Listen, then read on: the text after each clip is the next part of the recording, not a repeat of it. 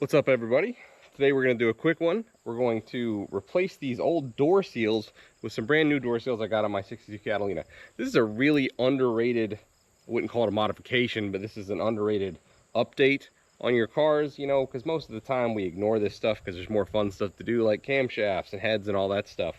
But man, when your car leaks both air and water all the time, it's just not good. I mean, I can't leave this out in the rain. If I do, my floorboards get soaked, and then that's how you end up with rotten floorboards. Not only that, but on this car in particular, the fender wells are open, so I get hot air from the engine and like exhaust leaks and stuff.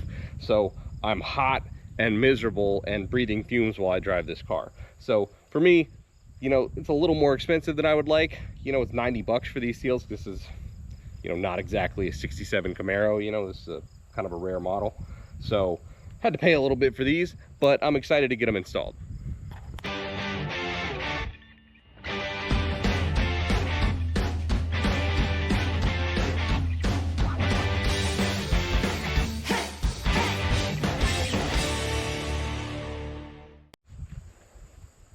So one of the first things we're going to do here is we're going to look at the remnants of our old seal and just compare that, because some seals come marked left, right, in, out, whatever.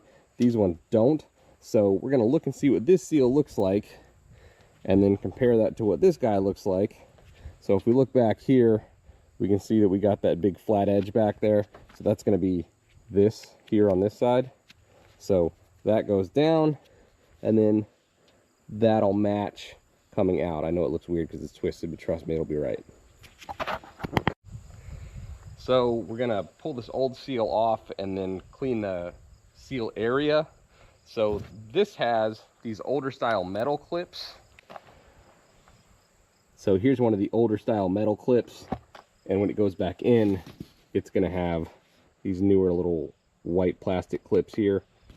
They work, but because this is going to tear, all these are going to come out, or when I pull this off, I'm going to have to go in there with a pair of needle nose pliers and pull all these out. Not that big of a deal though. So here you can see one of our old clips along with a spider web. There's really not much to it. You're just going to take a pair of needle nose pliers, stick it in there, pinch it, pull it out. Easy. Okay, so to start with, I took just a little piece of Brillo pad, went around to knock off any big dirt or any small bits of rust, which this door's in pretty good shape. I encountered a little bit of rust where some corrosion got, where some water got trapped behind the seal and made a corrosion, but it was very minimal. So we just knocked that flat with this. Now we're going to take some mineral spirits, put it on a rag, and rub that all the way around the door. Now why are we using mineral spirits? Because mineral spirits doesn't really affect dry paint. So you shouldn't have to worry about this messing up your paint, especially in a little small amount where we're only going to put it in the area that's going to go onto the seal anyway.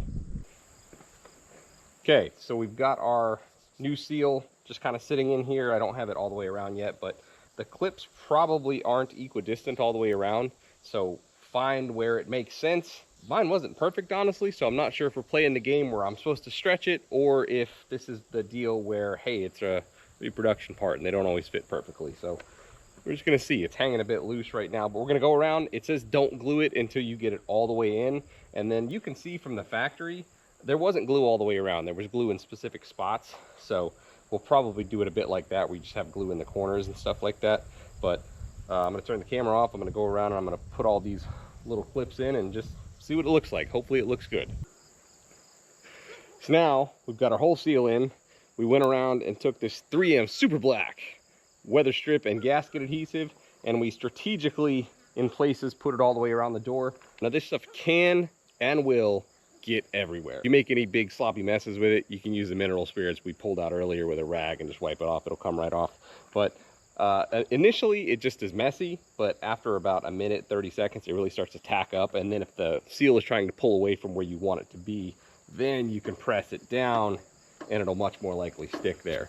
So after you're pretty confident that everything is where it is, go and shut the door and then leave it shut. Don't mess with it overnight. And it should be good after that. It should seal up.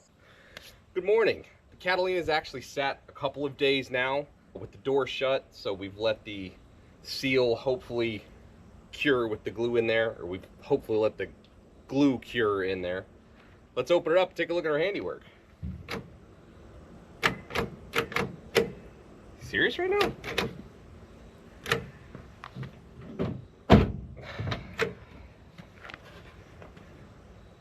fix one problem and you just create another one. I love old cars. So clearly with the new seal in there, we've created some pressure because this door sagged already, and that's preventing it from opening well. See, it doesn't like to shut all the way either because it sags, and we knew that. And that's actually kind of a teaching point here.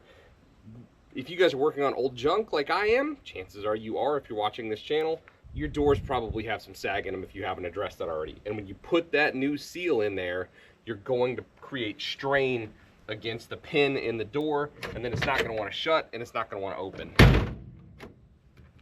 There we go. So it will open. It's just got a lot of extra pressure on it because of that new seal on the bottom pressing up against the door. So that's something we'll address probably in a later video because both of these doors need to be adjusted anyway. So we'll make a different video on that. But let's get in here. Take a look. All right, let's get in here.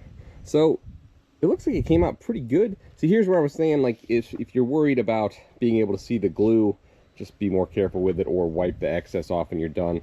I don't really care. This car has plenty of eyesores. That's the least of them. I don't have one of those fancy hold the door opener pieces, so in order to film with this, we got to prop it open. I should probably go rob that off the parts cart at some point.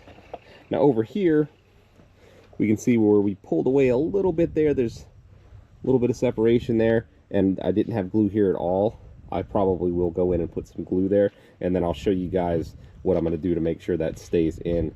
Same thing down here, and this is a problem you can run into if the holes in the door are wallered out a little bit. The piece just won't go, so I'll put some extra glue here as well. Now one more tech tip, those little plastic pieces, whatever you want to call them, I kind of wish they would reuse the metal ones that are on there in the factory just because they go in better. I know why they don't, because they rust and they're probably more expensive to produce and all that. It's cheaper just to put plastic stuff in it, or plastic pins in it, but man, they can be a bear to get in sometimes.